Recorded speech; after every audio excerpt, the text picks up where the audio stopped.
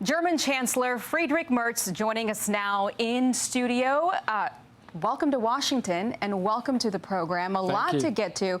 Thank you for making the time, fresh off the heels of a big meeting at the Oval Office. I want to get to what Ed just mentioned here and the news of the day. I'm sure that you've been briefed by now on this public spat that the president is having currently with Elon Musk. And I bring it up because Musk just criticized the Trump tariffs, which are being criticized by many countries around the world right now. And he said this: the Trump tariffs will cause a recession in the second half of this year. What's your response on his assessment?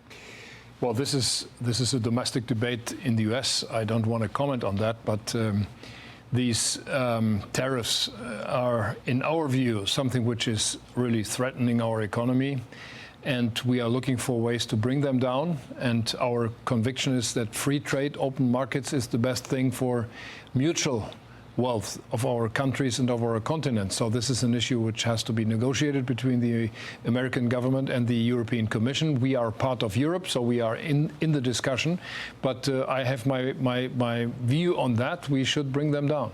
I have one more question on Elon Musk, because he really does have a global footprint, and he gets his hands into a lot of different things, including elections like yours in Germany. He very much supported publicly this far-right AfD party, which Germany just labeled as an extremist political group. And it got some criticism from Vice President J.D. Vance and Secretary of State Marco Rubio.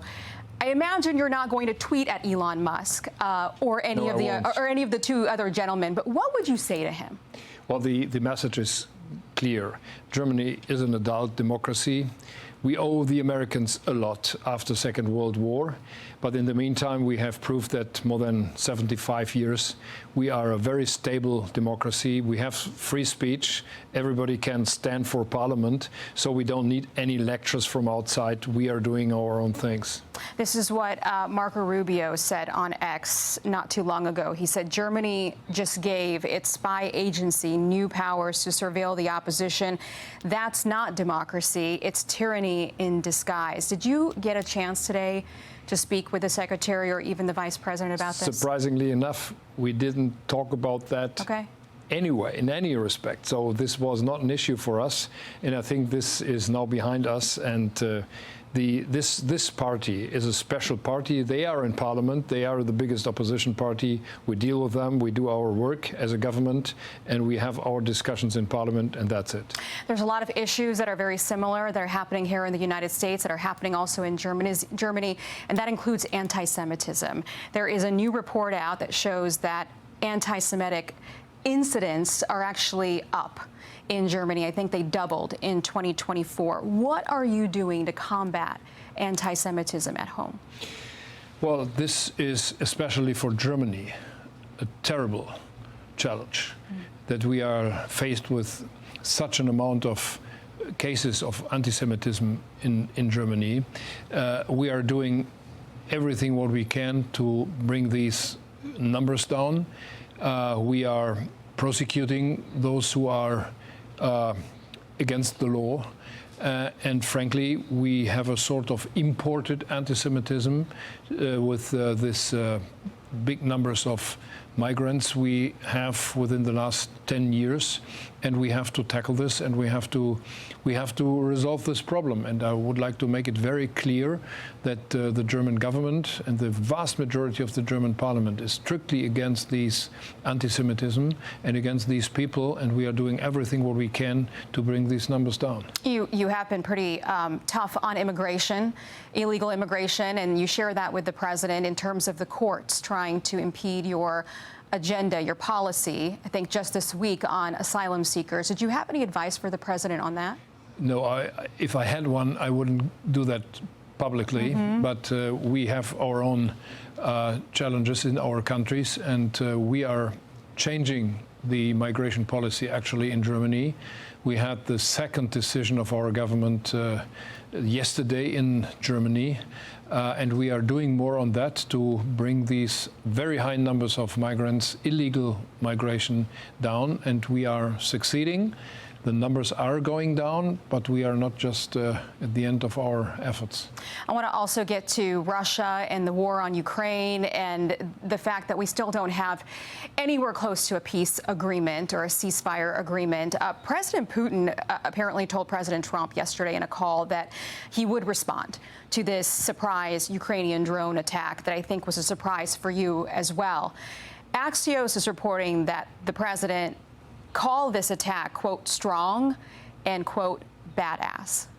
Do you agree with him? Well, the country, Ukraine, is the victim of a very hard aggression, and this aggression is coming from Russia only.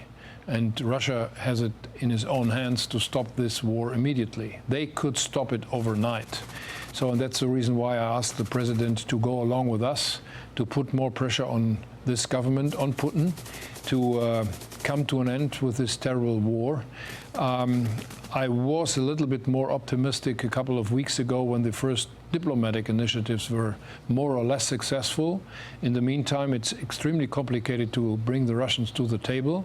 That's the reason why I asked the president to do more on Russia and to put pressure on Russia.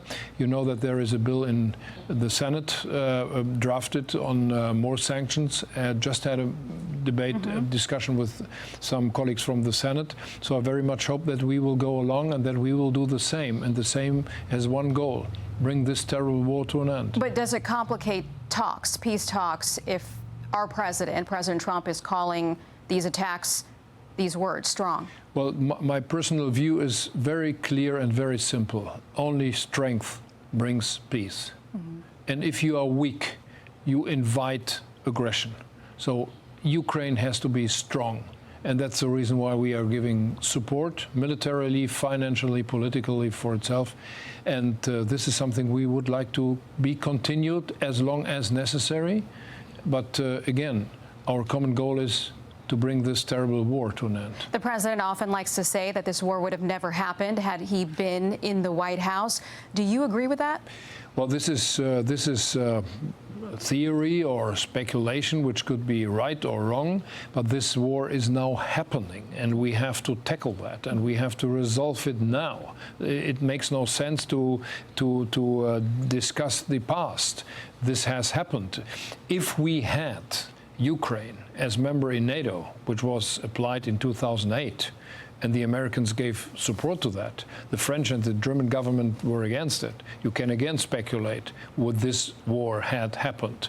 Ukraine was then a big nuclear power. They were the third biggest nuclear power in the world. And they agreed to get rid of all the nuclear weapons. And thereafter, Russia attacked Ukraine. Would this have happened with nuclear weapons on the ground? You can ask the same question again. No, this war is now happening, and we have to stop it now. This is our task. Okay. Chancellor, thank you for coming on this program, and thanks for taking the time. Thank you for your time. We appreciate it. Thank you. Hey, Sean Hannity here. Hey, click here to subscribe to Fox News YouTube page and catch our hottest interviews and most compelling analysis. You will not get it anywhere else.